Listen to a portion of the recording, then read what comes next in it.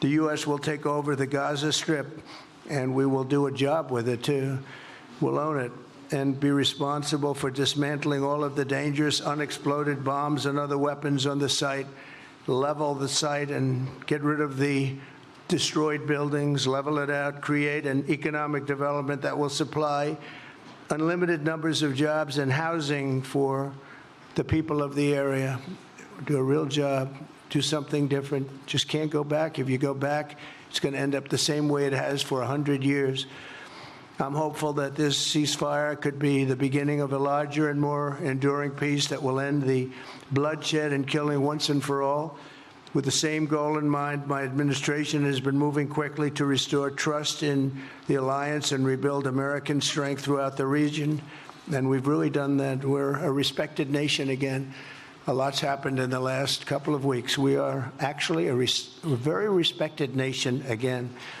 I ended the last administration's de facto arms embargo on over $1 billion in military assistance for Israel. And I'm also pleased to announce that this afternoon, the United States withdrew from the anti-Semitic UN Human Rights Council and ended all of the support for the UN Relief and Works Agency, which funneled money to Hamas and which was very disloyal to humanity. Today, I also took action to restore a maximum pressure policy on the Iranian regime, and we will once again enforce the most aggressive possible sanctions, drive Iranian oil exports to zero, and diminish the regime's capacity to fund terror throughout the region and throughout the world. We had no threat when I left office. Iran was not able to sell oil. Nobody was buying oil because I said, don't buy it. If you buy it, you're not doing any business with the United States. And Hamas was not being funded. Hezbollah was not being funded. Nobody was being funded. There would never have been an October 7th. 2 weeks ago, I once again designated the Houthis as a terrorist organization. They're trying to destroy world shipping lanes, and that's not going to happen.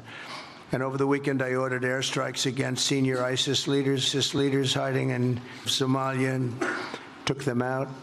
Here in America, we've begun the process of deporting foreign terrorists, jihadists, and Hamas sympathizers from our soil, just as we have people that are extremely evil, and we're sending them out of our country. They came from jails.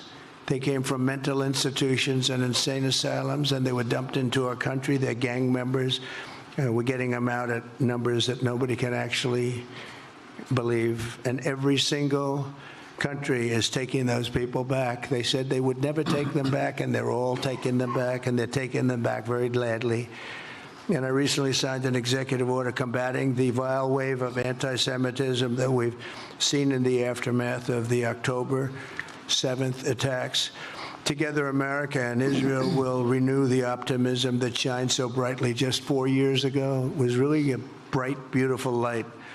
We will restore calm and stability to the region and expand prosperity, opportunity, and hope to our nations and for all people of the Middle East, including the Arab and Muslim nations. Very important. We want the Arab and Muslim nations to have peace and have tranquility and have great lives.